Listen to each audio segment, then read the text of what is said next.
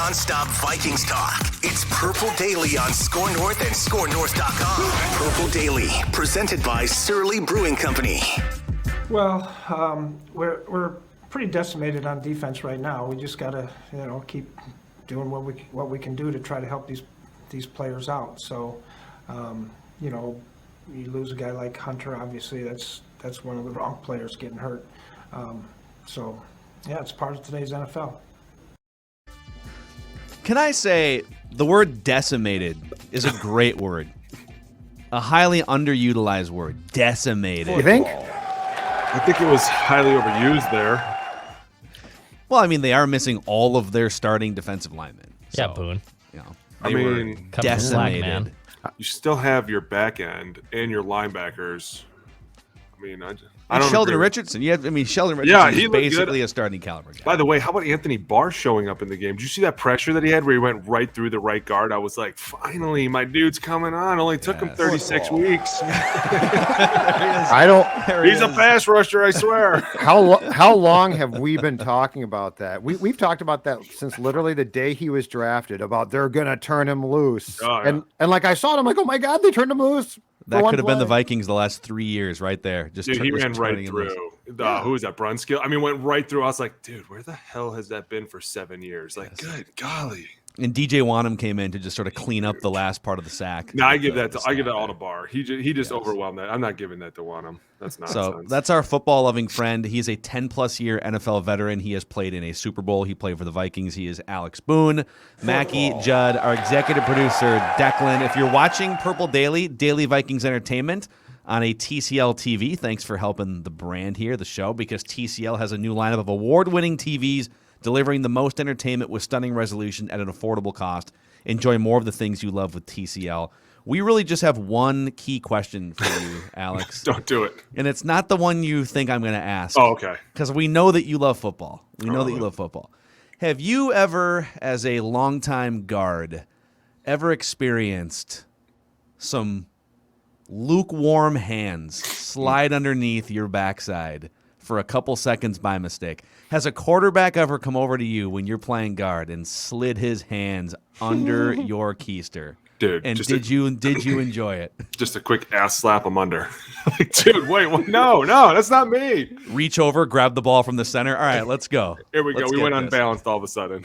I wonder what they would do, because technically, like, if your hand's not down, you just slide it over. No, you definitely gonna tell me. No, that's never happened to me.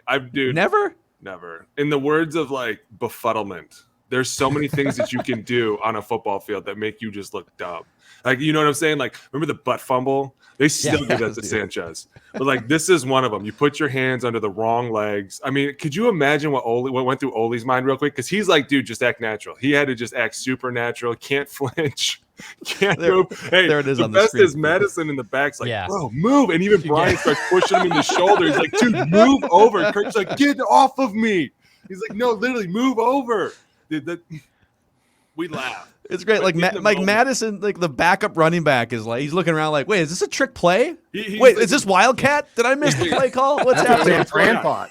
No. I Dude, mean, yes, dude, like San Francisco, you look San at their Francisco, defensive trick play, front, trick they play. literally thought this was, oh my God, what are they doing? This I is did Wildcat, too. trick play. I did too. I go, oh my God, they resorted to Wildcat. And then Madison started freaking out. I go, oh my God, he did not just do the one thing you cannot do. Yeah, he did. Dude, I know we're laughing about this. And I'm sure that their D-line, I saw their D-line laughing about it too. But when you're in that moment, that you are so pissed because you know everybody's going to be talking about this. Like, dude, what did you do that for? Like, we lost the game. Now they're going to be talking about you going under the guard. Here we go again. Like, just bad news. Okay, go ahead, Judd. Sorry. Oh, because the thing is that play occurred on fourth down, and so Kirk then burns the timeout. It's gone, and Alex, if they come back there and Kirk brings that throw down to Jefferson and it's a touchdown, the whole guard thing is still embarrassing, but it's sort of like, never oh talked yeah, about. Yeah. yeah, but we scored the touchdown. Remember that time back in Santa Clara? Instead, now it just becomes a Monday punchline because it's like, well, they screwed up and they lost. So Right. I think at least if you get the touchdown and potentially subsequently the 2-point conversion, it's sort of a laugh along thing. And 30 years from now, guys are slapping each other and saying, remember that day. Yeah. But now I said this. It's the second most egregious thing that's happened in a game at San Fran for the Vikings to Jim Marshall's wrong way run in Kezar Stadium.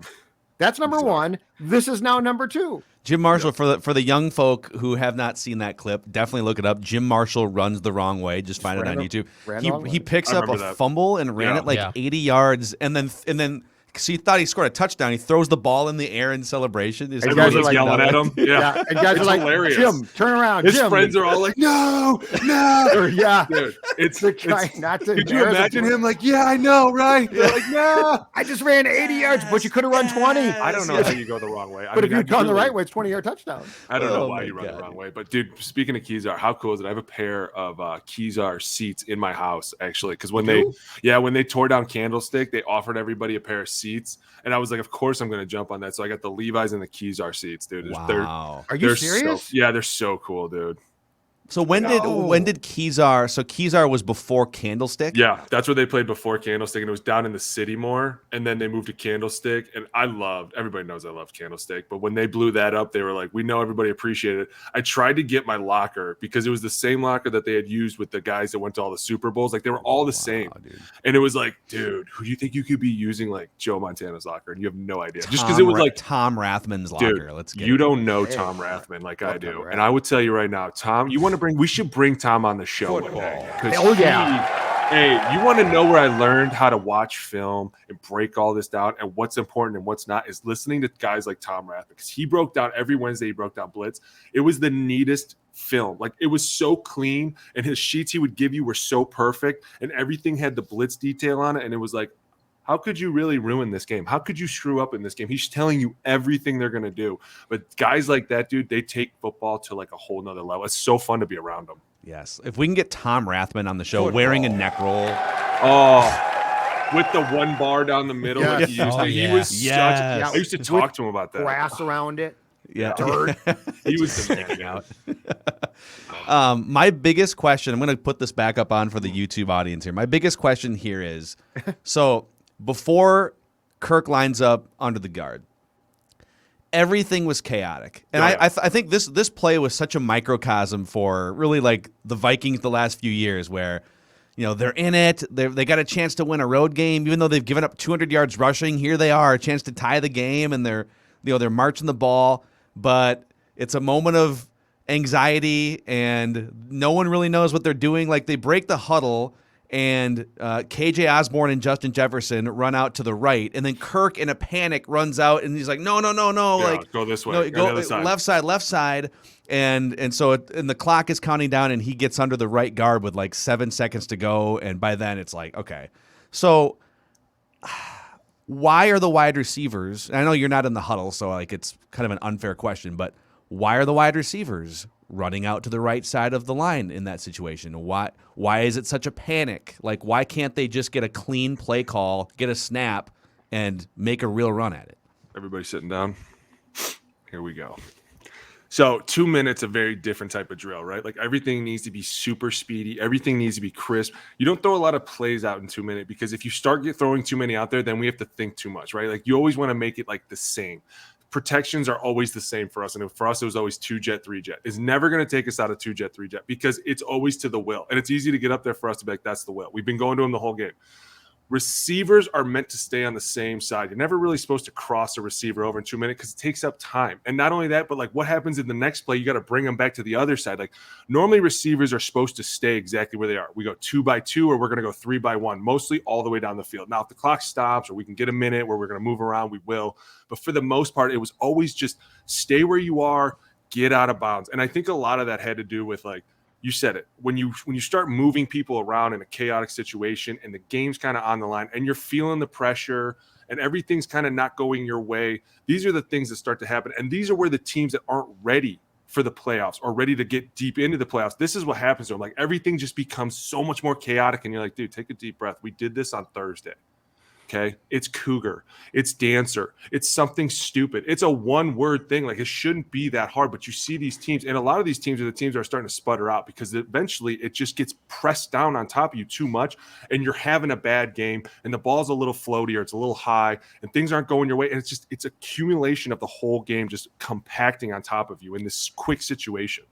Interesting. So I'm going to take you down a speculatory path here of what took place, and tell me if I'm at least on the right track in your mind. Reckless speculation. Having been there before, okay? Yes. I'm going to tie together that play and to use your word, the chaotic situation that ensued with the end of the first half when Kirk was clearly pissed off because the play, it didn't come in quick enough. Something happened when the Vikings were trying to drive down the field where Kirk almost took that last pass and threw it out of bounds because he was so ticked and it didn't work. I've told you, I think the last 2 or 3 weeks, there have been more chefs in the kitchen of play calling, which by the way has helped. Yeah. But I think that there's more people with a hand in things. And to your point, in an ordinary play call, that can work because it can go slower. You've got plenty of time on the play clock. It's not going to cost you. But again, to your point, when push comes to shove, now you've got to get plays in. When Kirk's trying to move guys, I think things were coming in late. And I think that extends back to the end of the first half as well, where, again, it ended up being chaotic and it probably shouldn't have been. Do you agree that something was off there? And that's why Kirk, who doesn't have the ability to say, everybody shut up, it's my play. Kirk was like, oh my God. And he panics.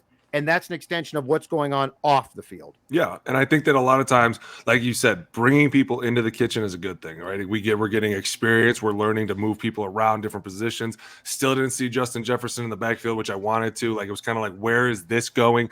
And to be fair with you, on my Sunday show, I was like, listen, I'm excited about this matchup because Kubiak is clearly stealing plays from San Francisco. So now all of a sudden you go to San Francisco and you say, what are we going to do? Because if I'm San Francisco, I'm looking at this and I'm like, this looks like a Wednesday practice for us.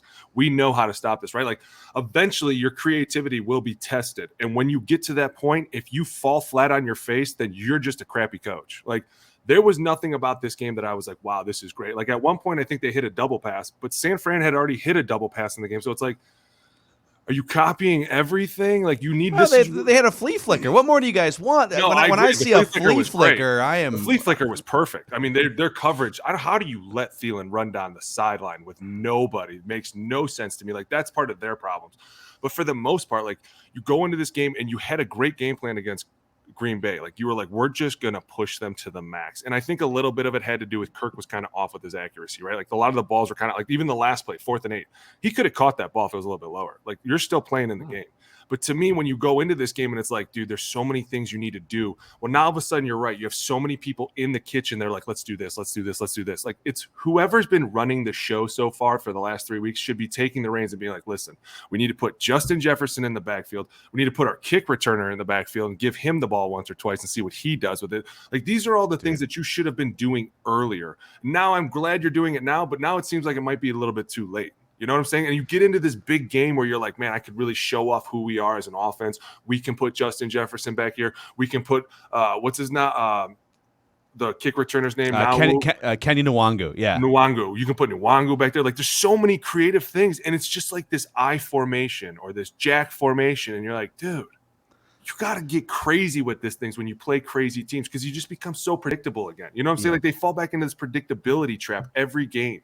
And that loss, like, it's in a vacuum, that loss to San Francisco on the road, they found their run game the last couple weeks. It's not a crime to lose to San Francisco in a close game on the road, but it's harder to absorb that when you fall to 5-6, when your vanilla offense against the Browns at home resulted in 7 points, or when you're like, you know, you're losing games at the beginning of the year that you probably shouldn't have lost. It's like How about look at last week against the Packers, against a really good NFC team. You went out there and you just changed everything up. Like, everything looked really new and fresh and people were running around. Justin Jefferson was catching everything. And then you come back into this game and it's like you fall back into this pattern again of like, we'll do a couple tosses, we'll do a couple sweeps, and then all of a sudden, we'll hit him with a flea flicker. But then all of a sudden you keep going back to the same old thing where you keep trying to throw the ball so much and you're like, dude, you are on the right path. Justin Jefferson in the backfield makes so many people worry, like so many, because he's so quick and he's so dynamic. And then you throw Nwangu back there and you put both of them back there. Imagine what a defense would do then. Like, oh my, I don't know which way. And then you run a flea flicker. Football.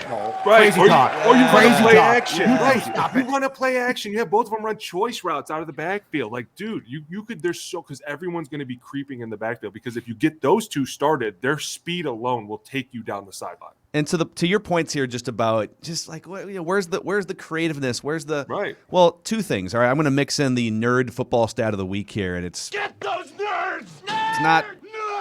it's not rocket science here. I've got two stats for you. I've got yards per play offensively, which I think is a better measurement than total yards, because if you run fewer plays, then you should. So yards per play, Vikings offense 12th, which a lot of people are like, oh, it's pretty good. Okay, points per game 11th. So I look at those, and then I look at the weapons. I look at Thielen and Jefferson, and this team goes three. Now that we know that Kenny Nwangu is the best kick returner in the NFL, runs a 4.340 or whatever. Insane. Like they go three running backs deep. Even Tyler Conklin is a capable pass catching tight end in Irv Smith's absence. The offensive line's not perfect, but it feels like they should be better than 12th in yards per play and 11th in points per game with everything that they have here. And they're not.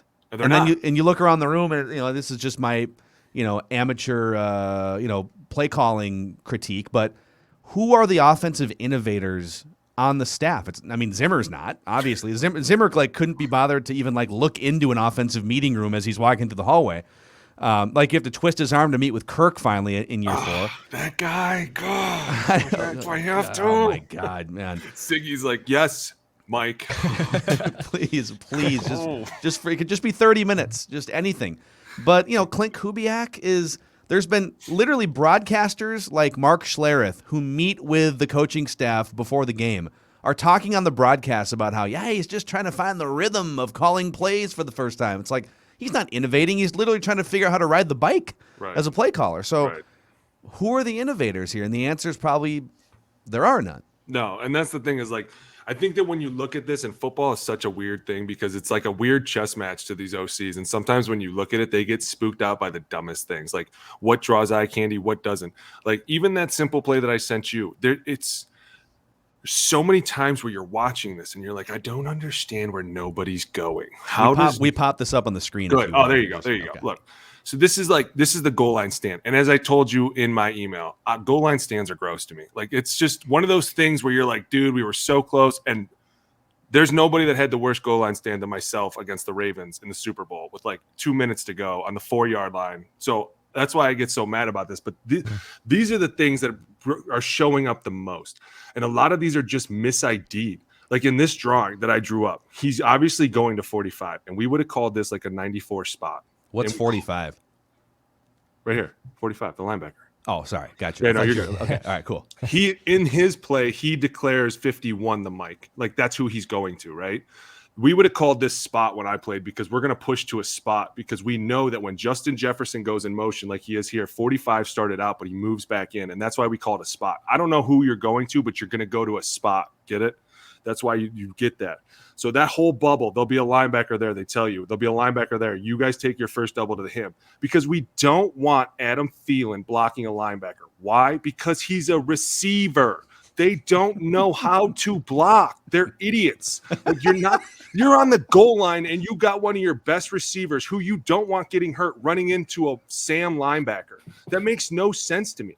So instead, what you should do is exactly what I just showed you. You push it one spot over. And all of a sudden, when you push it, you create movement because now instead of taking their double up to 51, which they did, and it was horrible, 93 just stands there. But if you start working laterally with people, they have to follow you, right? And naturally, they're going to start turning and running, and you're just going to hit them in the hip, and everything just gets washed way down.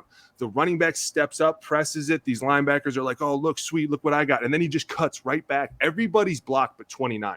And technically, 29's assignment should be to check 19 as he goes across because you're not just going to let him take a handoff and go, and he's just going to be like, oh, well, somebody will get him.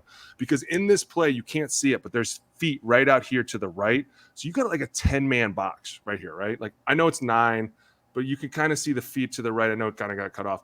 But even then, look at Thielen. Who's covering Adam Thielen right here? Does anyone see anybody on Adam Thielen? Nobody.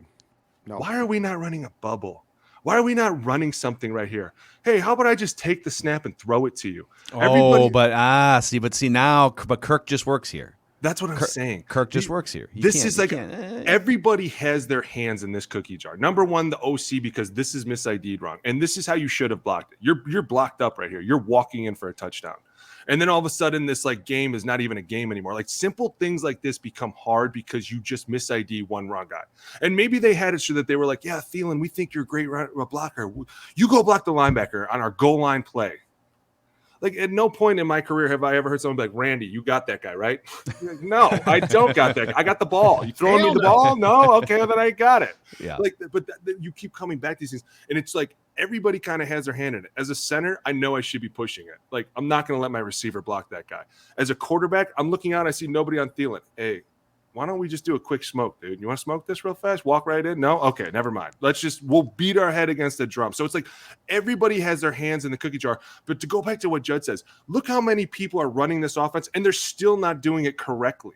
It's like when you look around the league, some of the most innovative offensive coordinators go through this turmoil spot where people are like, what are they doing? I don't see their offense. I'm not getting it. But then all of a sudden it starts to come around and starts to shine out, and you're like, all right, I get what they're doing now. They're like San Fran. Best example, because I watch them a lot. They threaten you on so many different levels on their plays. They're doing these new bubble Casper screens off of a tight run while somebody's running a post and a slant. So it's like I have 4 threats against your defense, and all of a sudden I have a great manager of a guy who knows where the ball should go and at times can get squirrely when the ball gets there, but he does a good job. That sounds like, if I'm not mistaken, this offense. Why is there not more threats out there? It's like you had Justin Jefferson blocking more than he's catching. And it's like, dude, that doesn't make any sense to me. So to go back to the second half too, I want to talk about Kirk's state of mind, because Kirk in the first half continued to be really good. Well, like yeah. Kirk in the Chargers game and the Packers game in the first half against San Fran was really good, Alex. He throws a terrible pick, which, by the way, he's passing a lot, so he's going to throw a bad pick. It's going to happen. Right. If you're his teammate, what would you have seen? Because it certainly seemed from my couch that pick impacted the rest of Kirk's game. And then on the play, beyond the fact it's just a punchline when he lines up under the guard. How much of that should be a play where if you have all of these chefs in the proverbial kitchen, the quarterback can just take control and say, guys, shut up. I've got this. Like this is the most important time here. And I'm not going to be trying to drag my receivers all around the routes of where they should be. Right. So like what's going through your mind in the second half if you're a guard playing on Kirk's team? I think that if Kirk's my quarterback, honestly, and I was probably very biased to him, and I knew that a lot of my role was to make sure that everybody was always kind of up, like the hype man. So like as soon as you throw a pick, you see me, I'm like, dude, we're good. Whatever. Now we're even. We'll give them one, we'll walk away. Mm-hmm. Like there was never a time in a game that you could ever be like, oh my God, I can't believe you threw that. Like even if you were mad, because this is exactly what happens. And then it just snowballs. And I wasn't going to bring this up, but you're kind of starting to allude to it. There was a play, and I think it might have been the 2-point play. I'm not sure. Justin Jefferson is clearly pissed off. Like Kirk throws the ball on the ground and he is like livid. Yes. And it's like, how much of this is continuing to spill over when at the end of the day, you have to know we're a bunch of grown men and we can't be walking around, moping around, yelling at each other, especially with a quarterback that can't really handle a lot of the truth. Like that's what you got to know going into it. This is not going to change. No matter what I say, no matter what you guys say, no matter what anyone says, the only person that's going to fix our quarterback situation is Ziggy Wilf. And if Ziggy comes down and says, I want a new quarterback, that's the only way it's going to happen. So you got to deal with this quarterback. So now as a good teammate, what do? As a good teammate, my job is to lift you up always. You might make some stupid plays, and I might have to tell you eventually, like, hey, man, that was dumb. But to begin with, I'll be like, hey, bro, you're good. We all make stupid mistakes. Let's move on. We have to keep moving on. You just don't see that from anyone on this team right now. You don't see anyone being like, hey, we're good. Enough. Okay. Cry over there. Come back to us when you're ready. Like you just see everybody kind of mope around and, oh my God, throw the ball. Like they're always like this with each other. It's like, yes, your demonstrative, emotional expression shows me nothing. Shows me that you guys have a lack of leadership and a lack of confidence in each other.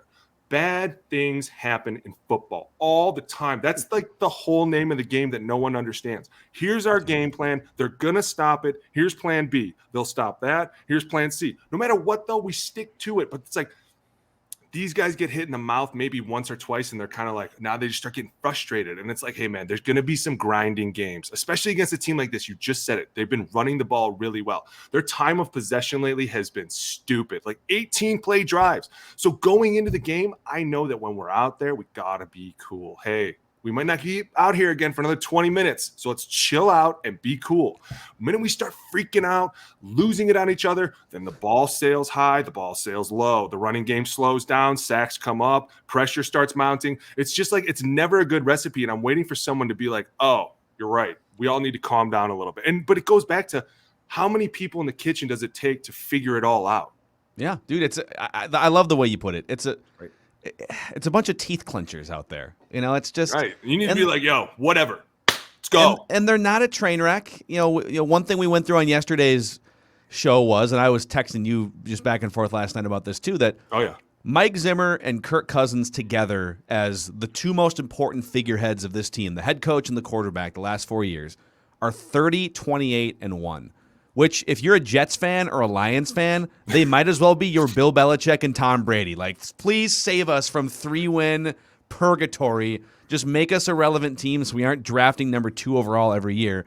Some of these teams would die to have a Mike Zimmer and a Kirk Cousins. But when you've been, you know, a lot of these fans, I mean, it's 61 years, this franchise. And the Wilfs, by the way, have been around for 16 of those years. So they've been around for like, you know, a quarter of the franchise's existence as owners. And once again, they're 5-6. They're grinding toward 8 or 9 wins. And you can almost just feel it, like Mike Zimmer lamenting the close games in his press conference last week, and Kirk getting all teeth clenchy and lining up under a guard. It's like it's everyone clearly feels the weight of this. Yeah. But no one, either from a leadership perspective or just from whether it's talent or creativity, but no one knows how to pull the team out of this. Like, you don't get to hang a banner just because you won back-to-back games against the Chargers and the Packers in November. Like, sorry, that's not where the season ends. You got to keep doing it on the road against San Francisco and then again against the Rams. It's like no one knows how to get this thing beyond 500. Right. And to be fair, I'm telling you, like, I'm not blaming the players, because as a player, you don't get to pick what's called. I don't get to tell you what's. And when you lose a guy like Dalvin Cook in a game, how big is that? I mean, it's huge. And then you're not going to have him again. And I'm huge on Alexander Mattison because I think he does great without Dalvin. But at the same time, if you're just going to continue to line up in this I formation and run these silly, stupid Pop Warner plays, everybody is eventually going to figure you out. Like, they're just dissecting this offense, and there's no run lanes, there's no backside cut lanes, and there's 2 guys free on the backside when there should really only be 1, and you're going back, you're like, they're mis-IDing this again. And it's like, it all falls back on the OC. Everything that goes through you must be perfect. And if you're not creative and you can't go out there, because you don't have to be creative when Dalvin was Dalvin, right? Like, you're just like, hey man, pitch him the ball and watch him go. Like, that was fun. But now you got to kind of throw some things in there. And not only that, but the league is changing where linebackers are just like DBs that can tackle. Like, it's insane, right? We got to find ways to catch these guys' eyes and backside, front side. What are we doing? And it's like you just see same old zone blocking, and it's always blocked so crappy. Yeah, one more quick thing here, I guess another nerd stat. So this is amazing to me because I look at the weapons and like, no, you don't have a perfect offensive line, but the Vikings have scored 40 points or more on offense 4 times in Zimmer's 8 years. The Bills and the Cowboys have scored 40 points 3 times this year each already. Like the Bills have sputtered at times. Like they're 7-4. They're a huge sputter team. You know, but the Bills have victories this season of 35 rip, 43-21, 40 rip, 38-20. That's a 3-touchdown win. 45-17, 31-6 on the road against New Orleans.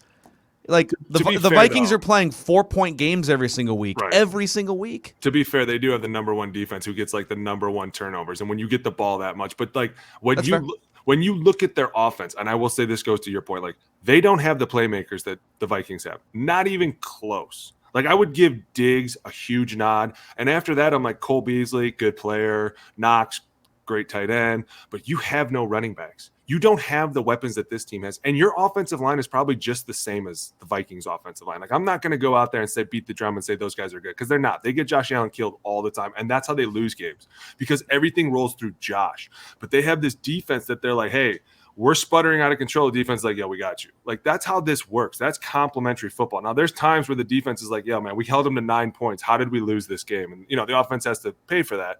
But at the same time, you turn around and look at this team, you're like, you have way more weapons. How do you not score so many more points? And it's like the creativity of this offense is just at times blah. And you're like, dude, you can't honestly think you're going to show up against a really, really good team and just continue to hammer the A gaps. Like, that's where they make their bread and butter. You can't come in here. You can go outside and test us out there, but you can't continuously keep throwing everything in here, or you can't keep throwing all these bubbles and all these things. Like, there's a time and a place to do all these things. And it's like, it never shows up at the right time. You're like, dude, like maybe for the first 2 series, and you're like, oh man, like we said, this is great. And then it goes back to blue.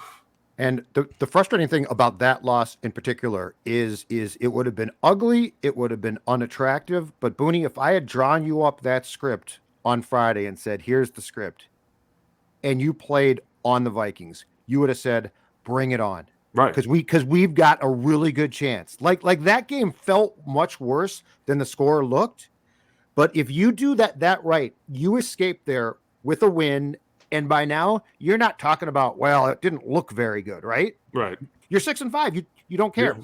So that's the problem and that's the story of this team's season. And it's not bad luck. It's their own fault. But the story of this year is, how many games could you have escaped with what you would consider to be ugly wins? And I don't think players care. I think players just want to win the damn game. Yeah. So that's the frustrating thing, is that wasn't some terrible loss. That was a winnable game that was in the hands of the offense when you wanted it there, and they couldn't complete that. And that's what frustrates you about the 2021 Vikings. Absolutely. We used to win, and like you said, ugly games, and be like, dude, a win forgives all sins. Like, you're going to get it a little bit in the meeting room, and it might be more of a like, hey, let's not do this again. But you would be surprised how like a nasty, ugly win compared to like a close loss was so different. Like, even like you could have lost by 1 point, triple overtime, and everything just gets thrown around the room because it's a loss is a loss. And in a win, it's like, hey, woo, let's not do that again, huh, guys? Like, maybe we don't let all those guys come free, huh? Okay, good talk. See you guys on Wednesday. Hey, and then all of a sudden, like, what's the morale the rest of the week? You walk out, you're like, okay, those guys aren't too pissed about that. Okay, but you give it everything you have in a loss, and you barely lose, and you're just getting cussed out, and you're like, dude, I swear, I was like, I gave it everything, coach. She's terrible. You're like, oh my God, just any win in the NFL is huge. And if you can get it, I'm telling you, take it. Boys, Declan wants someone's ass fired here in just a moment. But Judd, tell everyone how you are looking so put together and in shape and svelte these days. Am I looking good? Because if you say yes, that's thanks to my friends at Livia Weight Control Centers, down 26 pounds. And now you can join me on the weight loss train, the Livia lifestyle, as I call it. Save 50% off the program today, plus your first visit is free.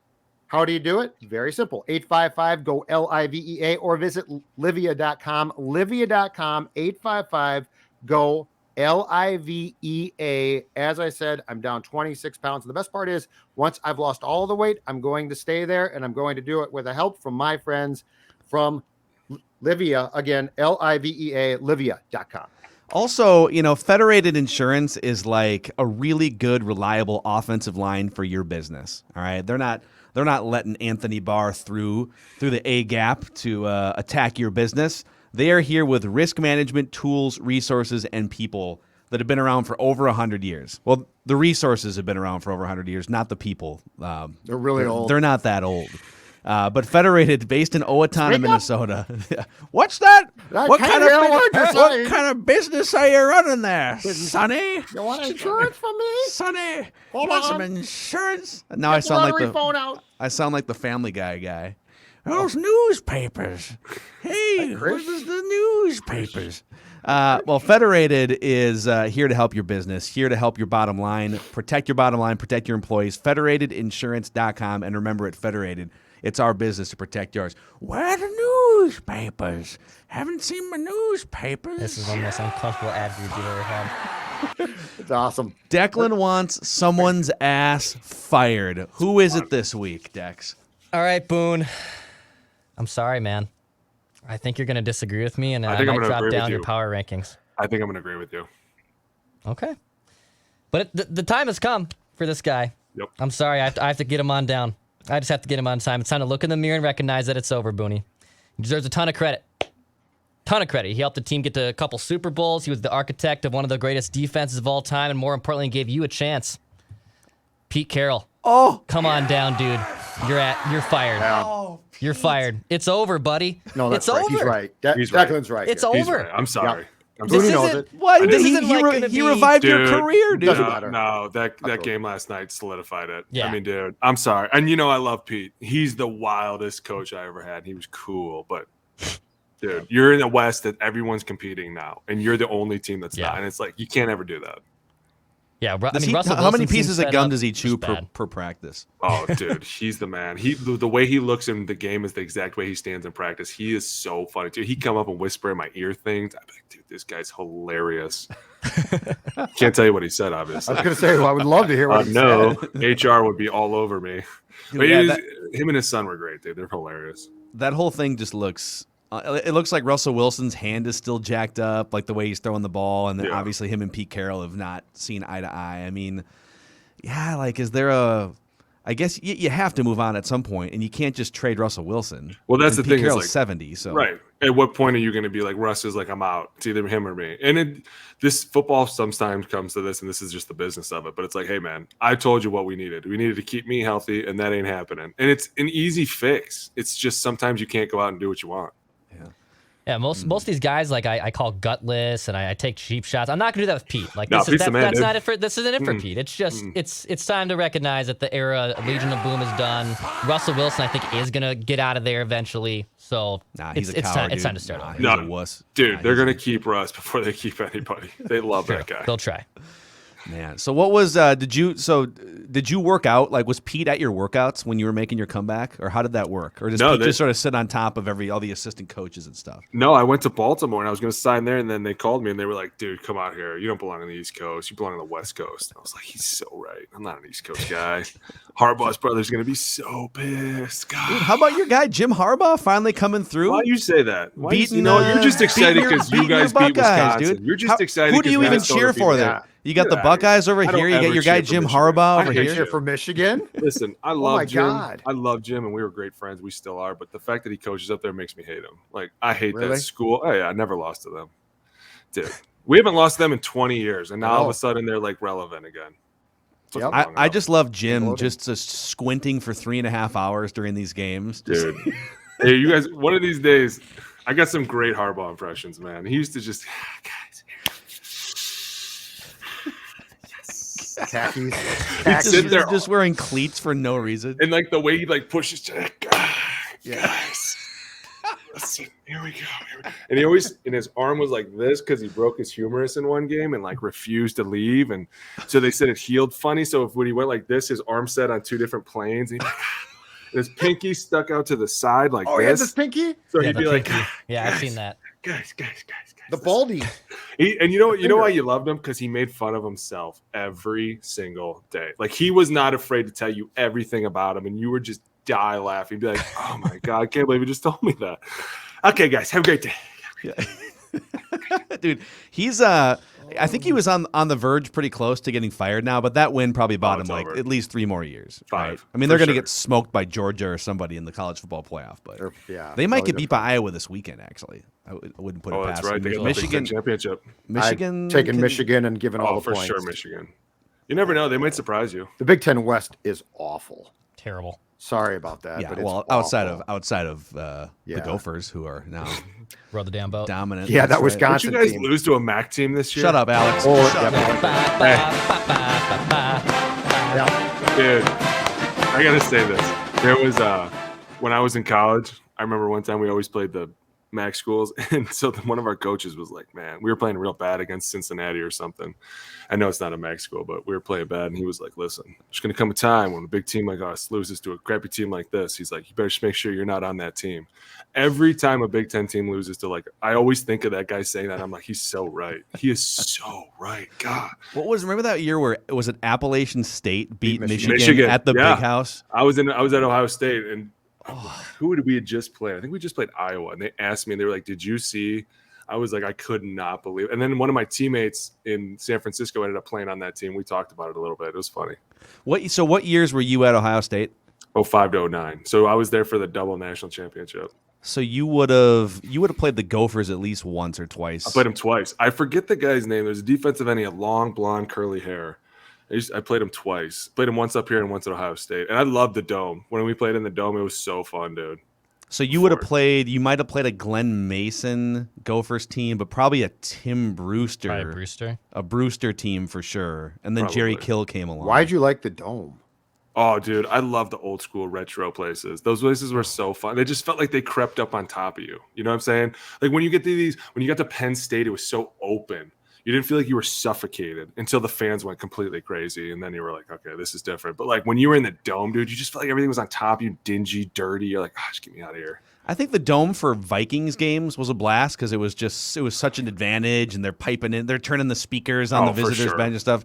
But the Gophers, like outside of I went to school there, and I know this is shocking. Did not wind up making the football team, Alex. I know, but like the only times where that stadium would be packed for a Gophers game is if it was Wisconsin, and then like 2/3 of the crowd would just be in Badgers red.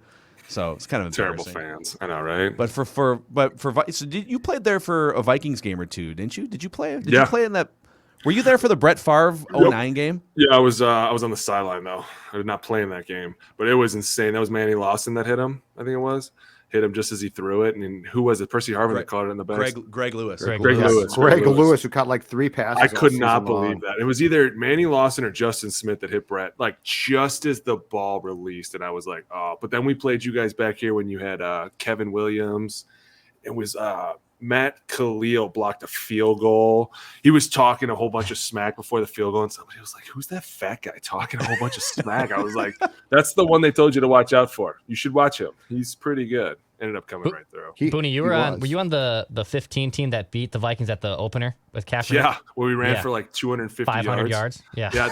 Carlos Hyde. Yeah, that was super fun. That was Trent Dilfer's Super Bowl as a color commentator too. Dude, I remember lining up against Linval Joseph for the first time, like since he had come here, and I was like, he got so much bigger, but he was just running back and forth the whole day. You think you like football? Trent Dilfer doesn't just really like football. He loves football. Carlos Hyde, little penetration, boom, and then the spin move. We've seen power. That was a touchdown. Seen acceleration by Carlos Hyde. Welcome NFL to Carlos Hyde, the bell cow back for the San Francisco 49ers. He was all about it. He's all about it. That's the game. That's the game where Zim and the Vikings offense did you guys a tremendous favor because they had AP. They basically had their offense designed for AP, but Teddy didn't like it, and Teddy struggled because they basically said, Teddy, you got to line up under center. And Teddy's like, I want to be in shotgun or pistol at worst, right? And the entire game, they're like, nope, you got to line up under center. And Teddy's like, bleep this. Yeah, I think AP only had 31 yards that day because I remember going in, they were like, as long as we can stop this run game, we'll be okay. And I remember thinking, I don't know, man, their defense is pretty good. But I think that was probably the game that solidified I was coming here. I'm actually curious. I just want to see, like, I feel like 31 is an oddly specific number. I want to see just how amazing your football mind is here. So, what was the final score of that game? I want to say it was like 28-10. Close. 20-3. 20-3. And Adrian Peterson, holy cow, had exactly 31 yards in that game. Dude, sometimes numbers just stick in my head. Look at that. It's important to remember these things. Man. That's pretty impressive. Nice work. So, Booney, what else is on your mind here, Alex Boone, on this Tuesday? You know what, Phil? I want to know what's on your mind. What's on your guys' mind? You guys keep asking me what's on mine. You don't want to go in there. Sure. Yeah, we do. No, I'll tell you what's on my mind. We were talking about this before the show started. I want to know how Lincoln Riley can play a college football game on a Saturday night against Oklahoma State that ends at like 11:30 Central Time or whatever the hell time it ended at. I'm assuming fly home because that game was a road game. So go home, and then between like 1 o'clock in the morning and 7:30 or 8 o'clock in the morning, have hammered out a contract with USC that included multiple assistant coaches, by the way, that must have also been on speakerphone. $110 million. USC buying both of his homes in Norman, Oklahoma for $500,000 over asking price, and buying him a $6 million home in the LA area, plus private jet usage and contract for 24 hours, 7 days a week for his family. Hammering out a deal like that at 4 o'clock in the morning. It's the first time he's ever had contact with USC. I can't believe it. He's either lying or they just called him and were like, what do you want? He was like, I want $100 million. I want my houses bought. I want a new house. I want a jet. I want a Bentley, a Rolls, a horse, a pony. Like, dude, unlimited chips and salsa. I'm going to be honest with you. And this is like where I kind of take a fan's perspective on a lot of things. And I think that's why I'm so harsh on all these people, because I'm like, dude, you just play a stupid game. But at some point, somebody's got to check these coaches. Because, dude, when you get private plane usage 24/7 for your dog, like, dude, you've gone too far. I'm going to be honest with you. You guys are all idiots anyways. And calling an offense is not even hard. I can't believe people would actually be like, you know what? That sounds reasonable. Let's do it. Totally do it. I just love like Brian Kelly, who's been at Notre Dame for over 10 years. You know, he's one of the great coaches in Notre Dame history, record-wise. Yeah. And he takes this LSU job a week after he was asked, hey, would you ever leave Notre Dame on your own volition? He said, no.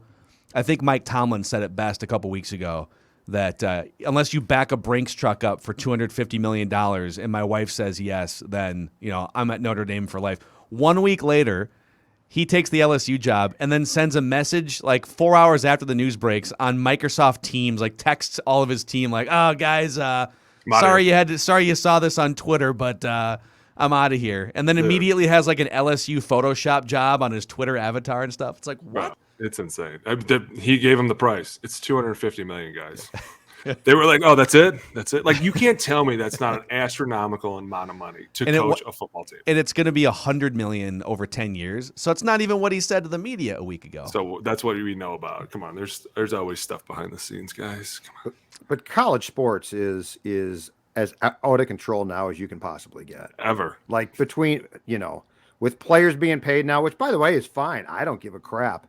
But I'm just saying this whole thing about, well, we're trying to help the kids, right? We're trying to raise kids, or we're trying to BS. Trying to win games, which is fine. Just come clean. That's the thing I keep saying. Just say what your purpose is. Our purpose is to make as much. We're essentially a pro sport. Right. Okay? Well, it's like a multi-billion-dollar industry at this point. But just come clean and let's get rid of these academics that try to convince us that they are altruistic. The academics are because only what 1% of the college is going to go on. So it's like the other 99 need to do something, and that's what people don't understand. Oh no, I'm saying the academic types who get involved in sports and try and preach. Oh, I thought you meant. I thought Judd meant like get rid of science class. No. Yeah, get rid of it. I was like, no, Judd, they're going to need that because a lot of them aren't going to the NFL. The academic people who say things like we're here for the kids and I'm the AD, but I am here to help. No, you're not. You're here to make money, which again is fine. Just tell us the truth. LSU like a year ago fired laid off a bunch of athletic department employees during COVID, and then made everyone who makes $80,000 or more take a pay cut. Oh God, I don't know where we're gonna find the cash. We're strapped. All of a sudden, $100 million for Brian. They're justified. That's where I want the truth. Just say we are firing people that aren't important to us. Right. A football coach is. We don't care. Like all Cheryl, the receptionist, kids, you're gone. Yeah, Sorry. Cheryl, you're gone. And by the way, these kids can all graduate or not. We also don't care. As long as they're paying tuition, we don't give a damn. In fact, we're firing most of the teachers to hire more football people. Because football's more important. That's what I want. It's transparency. Football. I know it is. Dude. Like when you have Booney, when you have a network, the second that you launch, the Big Ten, the SEC, right? Yeah. The second that you launch a channel to show your games on, you don't care if Carl, the guy in back who's a scientist, is helping you or not. No. What are you going to trash on Carl for? Carl has done a great job. I've got a cure for cancer. Nobody here cares about a cure for cancer because we're all about football. I think we all care for a cure for cancer. I agree with Judd. I think that a lot of people are too political now, especially, and the colleges too are political. And you're right, Judd. Like they should just be honest and be like, listen, football pays the bills, okay? Because like when we were there, every other sport got so much gear. I mean, tons of gear. They got shoes every week for no reason. And we'd be like, wait a minute. How come we can't get shoes? They'd be like, oh, because it's a violation. But yeah, it's our sport that paid for those shoes. They'd be like, yes, so you'd be like, well, why can't I get them? Because it's a violation against code. We can't give you extra things, but you gave them extra things. But Dude. that's like their thing. We were at the state fair, the Minnesota State Fair, doing this is years ago. So Rachel Bannum was one of the best women's basketball players in the country at the time. And so she came up on stage to do an interview with us, and she's in the WNBA now and whatnot. And so we had at the time 1500 ESPN was the radio station, and we had like maroon and gold Gophers colored, 1500 ESPN shirts. And so she came up on stage. We tossed her a shirt so she could have a shirt.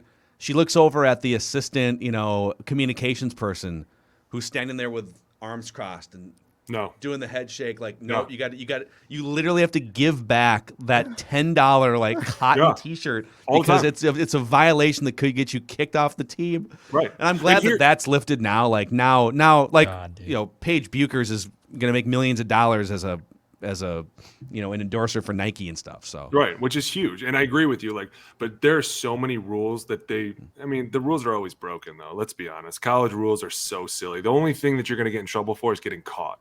Like, if you're an idiot and you actually get caught, like when we were there, we had such a system that like everybody that wasn't a starter got everything they wanted. But if you were a starter, you knew everybody was watching you, so you couldn't. Like, you go to the bar and you'd be like, "Hey, can I get a beer?" Everybody was like, "So you gonna pay for the beer? So you gonna pay for the beer? You pay for the beer?" Yeah. Like, is this on the house? They'd be like, "No, dude, you got to pay for that." Like, that's watching. Backup comes in, he rolls out with a case. Nobody notices because he's the backup. You're like, so we figured it out. We'll just send the backups in for everything. Hey, go give me some beer. Hurry up. Dude, that's so great. By the way, if Judd ever becomes a big-time, high-profile college coach and negotiates with the LSUs, there's only one thing he's going to want: unlimited Surly. I was going to say Surly for sure. Thanks. Exactly right. Because you know why? Because it is Minnesota's favorite IPA, in particular, Surly Furious. In fact, you know what? I would take a college head coaching job for a lifetime supply at my fridge just full. In fact, no salary. I'd have two fridges, no fridges, one fridge full of Surly, and in particular, Surly Furious, because Surly Brewing is near and dear to my heart. And winning, you are winning if you have Surly. That's right. You're a winner. You're a loser if you don't drink Surly. Winner, John, you might have issues, though. That's a lot of Surlys, dude. It's a lot of beer. It's a lot of beer. Pace You're paying yourself. beer, guys. But you know what? I need a lot of time to come up with what better way, Booney, to sit down and get creative with the playbook than with a few Surlys, huh? Yeah, that's what Clint Kubiak needs, man. That's Seriously, loosen think about up. it. When you used to talk to guys in the 80s, you'd be like, "What'd you do after practice?" They'd be like, "Dude, we drank beer. We drank beer. We laughed. We went in. We drew up some plays. Maybe this looked good." Now it's all so serious and that's another thing. You know what's on my mind? Analytics, and I am so sick of it. Like, dude, when did everybody go to? You need to go to your gut, and you need to just be like, okay, these guys on the defense are freaking out about this. Now we're going to hit them with this. But instead, you're like, I don't know, guys. The numbers say we should run this. I don't know. A computer that has no brain, that it doesn't even know what sport it's calculating. Yeah, like, dude, enough. I love it. You are in the mold of my guy PJ Fleck, Zim. Just throw out the numbers. I think there's a middle ground. I want to know what's the. No, there is no middle ground. I see with my own two eyes. I know what's going on in the game. This computer does not. So are you I think analytics come in more in like end game situations. Like, okay, do we have enough time? If we punt here, should we go for it? Like, you're watching the game. Do you think you're going to drive down there? Are you is momentum going with you? Are you getting stopped? Like, this doesn't take rocket science to figure out. Hey, guys, we haven't really crossed the 50 a lot. We should probably continue to push on. Or, hey, we've been over here a whole bunch today. We'll probably come back. Let's kick a field goal. We'll try and do it again. It's not hard. See? You're making it hard, Phil. I would have said where I agree with you is on that cluster bleep play where Kirk lined up to bring the show full circle under the right guard. I actually I'm a big go for it guy. Like, if you're inside the 5, just be aggressive. You're not going to get all of them. But in that spot, the Vikings were moving the ball up and down. Now San Francisco was too, but a field goal cuts it to 5, and there's still like 6 minutes left in the game. You get the ball back, which they did later. If you hit the 2-point conversion earlier too, then they're only down. No. We all agree they should have. I'm just saying analytics in general are dumb to me, and I don't get it. I'll teach you sometime about all the analytics. No. Well, I think that they're just if I may, I think that there's a way to combine them. But I think when you look at raw stats and ability versus the reality, Kirk is the perfect example, right? because Kirk has abilities, and if Kirk is used right, Kirk can be really good. The problem is Kirk is treated like he's a star quarterback and that he should be fine. Well, he's not fine. I'm amazed that there was not a prepared plan for when Kirk inevitably threw a bad pick, which he was going to, which again, I have no problem with, that there was no plan for here's how we're going to handle it. Like they literally look like, oh my God, he threw a pick and he melts down and they melt down. And so I do think the problem is this: Zim doesn't love to rely on the stats. And Booney, correct me if I'm wrong. Zim doesn't strike me as a people person. So I would say from Office Space, what do you do here? Okay, actually, I'm glad you brought this interception thing up. So here's where I love numbers is I love explaining. I love using numbers to pose questions. And here's one for you guys. So Kirk Cousins is 0-20 in his career when he throws multiple interceptions in a game. He has never won a game in which he has thrown 2 interceptions or more. Now, for context, Drew Brees is 21-43 when he throws multiple picks. Matt Ryan is 17-25. Brady is 19-25. Stafford's 11-25. So you could either look at that and you could say, wow, he gets no help. His team's not, when he throws multiple picks, does everything else just melt down and the defense gives up points? And it's just, I look at it and I say, kind of feels like he goes into a shell after he throws an interception sometimes. Like he just stops pushing the ball down the field. I agree. And so that's where I would use that number and say, oh, you tell me. Right. Why is he 0-20 when he throws multiple picks and all these other guys have 20 wins? I mean, I agree with you. I think a lot of that falls on, and then that's not just him. That like, you're right. When you throw multiple picks, you're going to put your defense in a bad situation, but they should eventually pull you out of it. But at the same time, when you're looking at this, especially Kirk, we know what happens when things go bad. Like we're all like, oh boy, which one's coming back out? Is it the one that's going to sail the pass? Is it the one that's going to rush through the reads? Like which one's coming? Yeah. That's all in his mind. And once again, it falls back on the OC. Who do I lean on when things go wrong? If the OC's in my ear like, bub, we're good, baby. Work it out. We'll go do back. We're coming right back. But it feels like you're right. When everything goes bad, everyone starts clenching their teeth on the sidelines, and everyone starts getting real upset, and we're like, we're good. And it's like, well, no, we're not good. So now what positive thing is going to come out of this? Nothing. We're all going to play super clinched now. And at the same time, like a lot of these issues can be mitigated if they could figure out how Oli Udu fits into the interior offensive line. Because when there's dudes on your feet every play, especially for a guy like Kirk, you know that's not good. Stop sliding to the will. Start sliding to the mic. Help everybody out. It's like it's not just one thing it's like a multiple like instances that it's falling into place that you're like, well, I see why he's freaking out, because there's always somebody in his feet, or Oli's pushing somebody into the left tackle and it takes the left tackle out now. Like these are all the things that keep coming up. It's like one thing just spirals into two, instead of as an offensive coordinator being like, listen, we're turning into a mess. Let's go back to the basics, go back to the basic fundamentals of pass pro, run game, throw some crazy things out there to keep them honest, and we'll just get back to us. But it's like, no, we just continue to try and push on and like force through all these issues. And you're like, I'm not mad that they went for it on that goal line, by the way. I think you're right. When you're down there, you have to. Like if you're in an aggressive game too, number one, it sets the tempo. Hey, we're not here to just try and win. We're here to kick your face in. Like we're down here for a reason. We're going to do what we got to do. I'm not mad about that. But what I am mad about is like when you get down there, these guys don't toughen up. They don't all of a sudden, like you don't see like these steamrollers where they're like, dude, we're on the 4-yard line. You telling me there's 4 yards between me and winning an NFL football game? Dude, here we go. Football. You know what I'm saying? And it's hard for me to say that because in the Super Bowl, we were on the 4-yard line, but that was our mentality. It was like, yo, we're on the 4-yard line. We're not messing around anymore. Now they called 4 pass plays. And once again, there's nothing you can do about that.